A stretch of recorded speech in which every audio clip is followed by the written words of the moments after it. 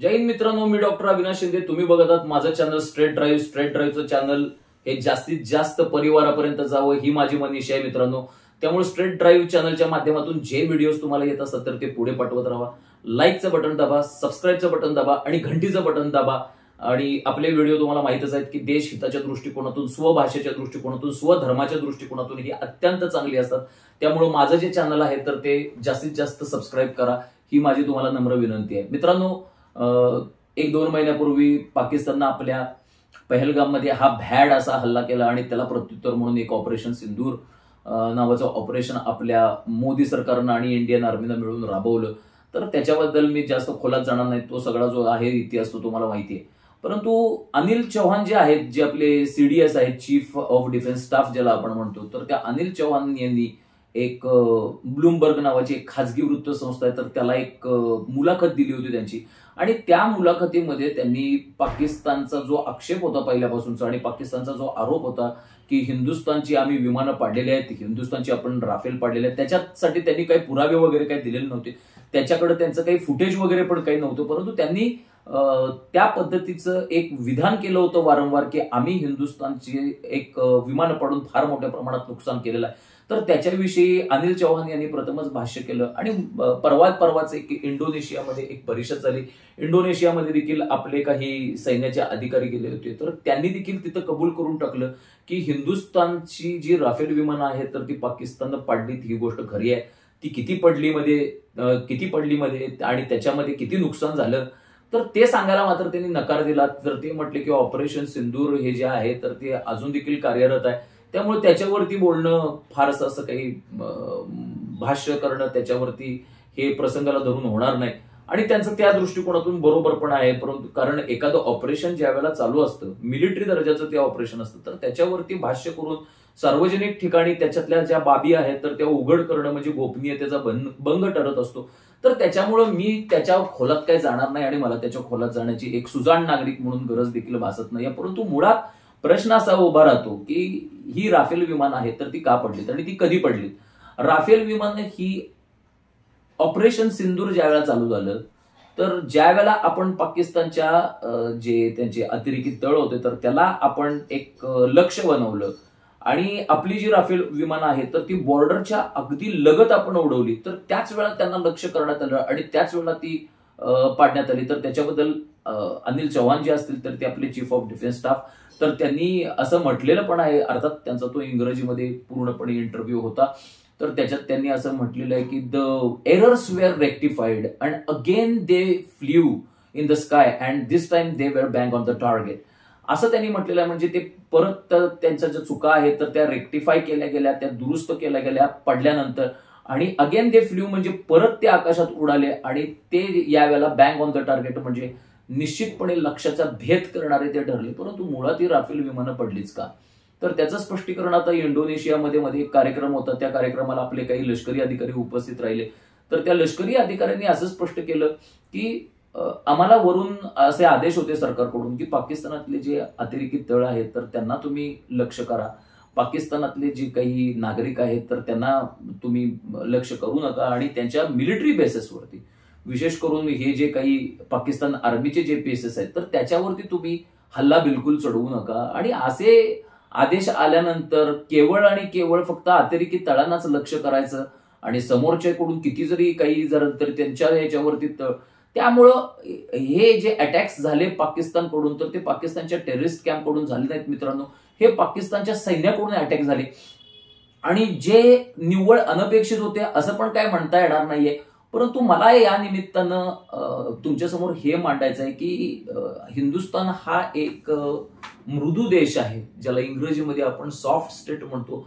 हे परत एकदा एक अधोरेखित झालेलं आहे. कारण आपल्या हिंदुस्थानच्या सरकारला माहितच आहे ना, हे जे कोणी अतिरेकी असतील तर ते काही वेगळे नाहीयेत, ISI ही काही वेगळी नाहीये आणि त्यांची पाकिस्तान आर्मी ही काही वेगळी नाहीये. त्यामुळं फक्त अतिरेकी तळांनाच तुम्ही लक्ष करा आणि तुमच्यावरती जर काय अटॅक जर झाला तरच तुम्ही मिलिटरी बेसिसला लक्ष बनवा, असं जे काही केलं गेलं तर ते इंडियाची जी प्रतिमा आहे तर ती सॉफ्ट स्टेट म्हणून, मृदू राष्ट्र म्हणून आहे तर ती अधोरेखित करणारी जी घटना आहे. कारण त्याच्यामुळे आपलं नुकसान झालं ना, आपले राफेल विनाकारणच पडले, नाहीतर आपली जी हानी आहे तर ती पूर्णपणे 0% झाली असते आणि पाकिस्तानची हानी जी आहे तर ती 100% म्हटलं तरी पण काही वावगं ठरणार नाही. आपल्या विमानांना लक्ष्य केल्यानंतर त्यांची भीड एकदम चेपली. त्याच्यानंतर त्यांनी आपल्या फतेह मिसाईल्सद्वारे त्यांनी आपल्या दिल्लीला एक लक्ष्य बनवलं. त्याच्यानंतर जम्मू काश्मीरमध्ये त्यांनी विशेष करून जम्मू हा जो इलाका आहे तो हिंदू बहुल इलाका होतो. काश्मीर हा मुस्लिम बहुल इलाका असल्यामुळे काश्मीरला त्यांनी टार्गेट करणं खूप टाळलेलं आहे पाकिस्ताननं आणि त्यांनी जम्मूवरती तोफांचा भडीमार केलेला आहे. परंतु त्याला उत्तर देताना आपली जी विजिकेशी वृत्ती दिसायला पाहिजे होती मला ऑपरेशन सिंदूर मधून ती अजिबात दिसून आली नाही. मी ऑपरेशन सिंदूरवरती यापूर्वी पण व्हिडिओ केलेला आहे. त्याच्यातून मी वारंवार असं म्हणत आलेलो की आपण नको इतकं बचावात्मक राहिलो. त्याचं कारण पण मी त्या व्हिडिओमध्ये स्पष्ट केलं की मला असं वाटतंय की चायनाची या युद्धामध्ये एंट्री होऊ नये, चायनाचा या युद्धामध्ये हस्तक्षेप होऊ नये. प्रत्यक्षरित्या अप्रत्यक्षरित्या आपल्या सैन्यानं कालच एक स्पष्ट केलं की अप्रत्यक्षरित्या चीन हा पाकिस्तान बरोबरच लढत होता. आपल्या सैन्याच्या ज्या काही लाईव्ह हालचाली आहेत तर तो पाकिस्तानला तो पाठवत होता आणि त्याप्रमाणे पाकिस्तान ची जी आर्मी आहे तर ती त्याप्रमाणे निर्णय घेत होती. तर मुळात मला हे कळत नाहीये की पाकिस्तानचे फक्त टेररिस्ट कॅम्प्स आहेत तर त्यांनाच फक्त अटॅक करायचा आणि पाकिस्तानचे हे जे सैन्य तळ आहेत तर त्यांना फुलासारखा अल्लाद सोडायचं, ही कुठली रणनीती आहे? तर या रणनीतीमुळं हिंदुस्थानचं एक नुकसान झालं तर ते कधी न भरून येणारं नुकसान आहे असं काही मी म्हणणार नाही. कारण हिंदुस्थानची जी अर्थव्यवस्था आहे तर ती आपल्या शेजारचं जे भिकारी राष्ट्र आहे पाकिस्तान आणि जे कंगाल झालेलं राष्ट्र आहे बांगलादेश म्हणतो आपण त्याला, तर त्याच्या एवढी अक्षम अजिबात नाही आहे. ती आपली अर्थव्यवस्था जी आहे तर ती सबल आहे आणि सक्षम आहे. परंतु मला असं म्हणायचं की स्वतःची जी एक पॉवर आहे, एक शक्ती आहे, तर त्या शक्तीला एक केसाला देखील त्याच्या धक्का न लावता हे जर ऑपरेशन सिंदूर यशस्वी झालं असतं तर प्रत्येक भारतीयाला त्याचा अभिमान वाटला असता. परंतु असली ही जी नीती आहे, जी सॉफ्ट स्टेट आपली जी प्रतिमा आहे तर ती अत्यंत अधोरेखित करणारी जी नीती आहे तर ते कुठच्या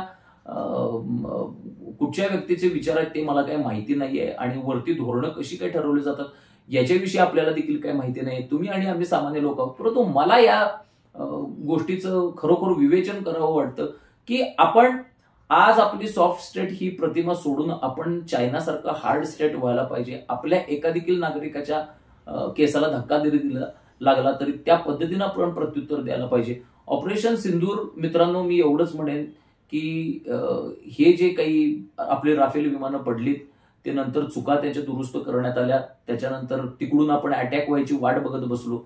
तिकडून जास्तीत जास्त अटॅक्स व्हायला लागले. आपल्या दिल्लीला देखील त्यांनी टार्गेट करून टाकलं, आपल्या जम्मूला त्यांनी टार्गेट केलं आणि त्यांचं ज्या वेळेला अति व्हायला लागलं तर त्यावेळेला आपल्या इकडून काहीच प्रतिकार होत नाही असं ज्या वेळेला दिसायला लागलं तर त्यावेळेला त्यांची मजल जास्तीत जास्त वाढत निघाली आणि ते काहीतरी वेगळं करायच्या मूडमध्ये होते. आणि मला वाटते त्यांनी आपली प्रमुख महानगरं जी आहेत, जी त्यांच्या गौरी या क्षेपणास्त्राच्या माऱ्याखाली येतात, गौरी या क्षेपणास्त्राची रेंज जवळजवळ 1-2,000 किलोमीटर आहे, तर त्या आपली महानगर असतील, अहमदाबाद असेल किंवा मुंबई असेल किंवा चंदीगड असेल, ही जी काही महानगर आहेत हिंदुस्थानची तर त्यांना देखील अटॅक्स करण्याची त्यांची योजना असणार होती. आणि त्यामुळं आपण नाईलाज असतो अक्षरशः मला असं वाटतंय की त्या एअर बेसिसवरती आपण अटॅक केले. एअर बेसिसवरती आपण हल्ले चढवताना ही आपण खूप काळजी घेतली की तिथले जे सिव्हिलियन्स आहेत, तिथले जे नागरिक आहेत तर त्यांच्या केसाला धक्का लावता का नाही. कारण ही असली काळजी घेण्याचं कारण म्हणजे हिंदुस्थानला आपल्या शेजाऱ्यांच्या वरती विश्वास नव्हता. हिंदुस्थानला आज गायत कुणी मित्र राष्ट्र नाहीयेत मित्रांनो. ही देखील गोष्ट ऑपरेशन सिंदूरच्या निमित्तानं अधोरेखित झाली. ना आपल्या पाठीमागं अमेरिका आहे, ना इंग्लंड आहे, ना युरोपियन युनियन आहेत आणि हे जे सगळे लोक आहेत तर ते पाकिस्तानला पूर्णपणे पाठिंबा देत आहेत, पाकिस्तानला नैतिक पाठिंबा देत आहेत, पाकिस्तानला आर्थिक पाठिंबा देतात. आज तुर्कीसारखा जो देश आहे, जो ऑपरेशन दोस्त म्हणून एक मध्ये मोदी सरकारनं ऑपरेशन राबवलं आणि त्या ऑपरेशन दोस्त या अंतर्गत त्यांनी भूकंपग्रस्तांची तुर्कीमध्ये जो झालेला भूकंप होता तर त्याची मदत केली आपल्या आर्मीनं तिथं जाऊन, आपल्या शांतीसेनेनं पण तिथं जाऊन फार मोठं भरीव कार्य केलं. परंतु त्या तुर्कीनं ज्यावेळेला काश्मीर प्रश्न निघाला त्यावेळेला त्यांची साथ दिली. त्यामुळे मोदी सरकारला आपल्या परराष्ट्र धोरणाचा देखील एक विचार करावा लागेल. आणि कालच आपल्या सैन्य अधिकाऱ्यांनी स्पष्ट केले की ऑपरेशन सिंदूर मधून आम्ही बऱ्याच गोष्टी शिकलो, परंतु या शिकलेल्या गोष्टींवरती आपल्याला अंमलबजावणी करायला लागेल. नाहीतर प्रत्येक ऑपरेशन मधून आपण फक्त शिकतच बसणार का, असा माझा एक सवाल आहे आपल्या सरकारला देखील.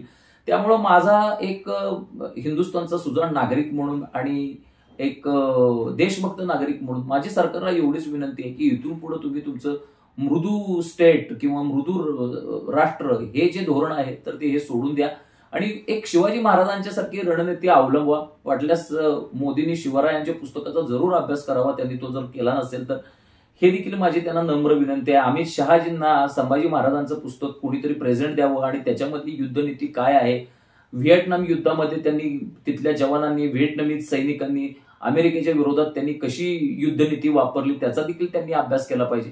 आणि इस्रायल कसं काय काय करते, मोसादच्या कारवाया कशा पद्धतीनं होतात याचा देखील त्यांनी अभ्यास केला पाहिजे असं माझं मत आहे. आणि ज्या वेळेला ही आक्रमक रणनीती आखली जाईल तर त्यावेळेला आपल्या प्रत्येक भारतीयाची मान उंच होईल आणि आपला जो तिरंगा आहे तर तो एक दिवस इस्लामाबादवरती जाऊन फडकेल. अशी स्वप्न बघायला काय हरकत आहे. अशी स्वप्न देखील आपले हिंदुस्थानचे नागरिक बघत नाहीत, कारण त्याची सरकारच बुळगी आणि हिजडी राहिलेली आहेत. त्यामुळे हिंदुस्थानच्या नागरिकांनी अखंड भारताची स्वप्न देखील बघायचं सोडून दिलेलं आहे.